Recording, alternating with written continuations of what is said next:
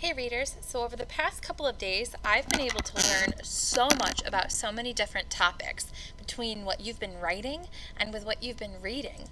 I was thinking of, there's a couple of students who are writing about basketball, and I can't believe how much I've been learning about basketball. This is pretty much me now over here.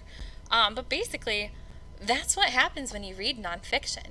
The authors of those books teach you, and you become the experts in order to teach others.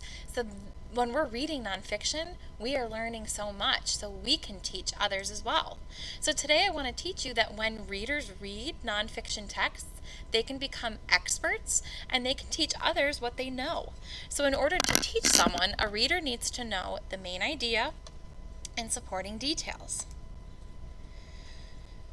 So, in order to learn from expository texts, we have already paused after a chunk to grasp the main idea and supporting details.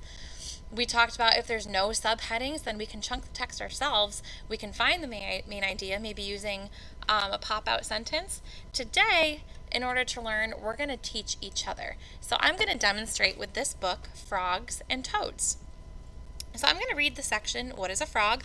I do notice there's a heading, so I know what this section will mainly be about. I'm going to go ahead and read. Frogs and toads look similar, but they are different in some ways. A frog has smooth, moist skin. It needs to live close to water. If a frog's skin dries out, the frog will die. Frogs have small teeth on their upper jaw. They do not use their teeth for biting or chewing. They use them for holding prey. Toads do not have teeth. The long, powerful back legs of frogs allow them to take huge leaps. A frog's back leg has 4 joints. There is one at the hip, one at the knee, and 2 at the ankle. Some tree frogs leap great distances from tree to tree. Sticky discs on the ends of their toes help them land on branches and leaves. The webbed feet of this flying frog help it soar through the air. Stay tuned for a newscast from a frog's habitat. Hey everyone, welcome to my class about frogs. Today I learned that frogs live under the water, similar to where I am now. If a frog isn't near water, their skin might dry out. I also learned that frogs have small teeth on their upper jaw.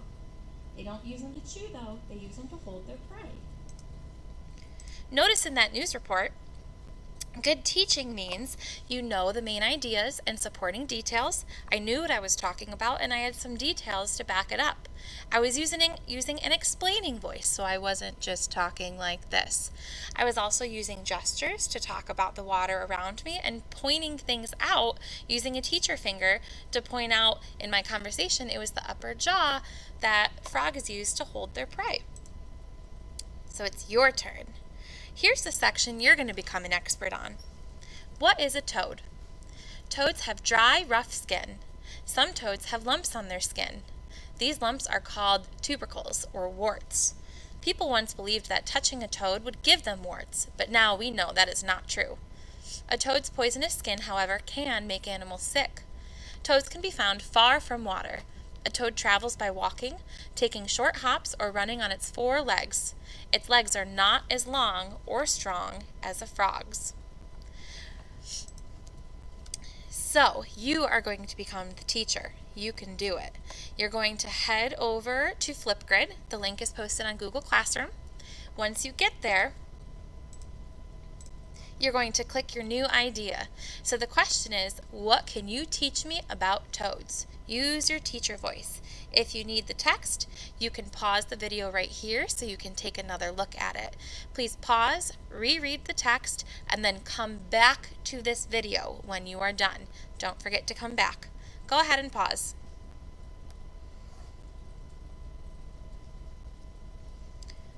Okay, now that you have all completed your Flipgrid, you came back to the text, you're going to go off and read. So remember, readers, today that you learned that to become experts, we can teach each other what we learn.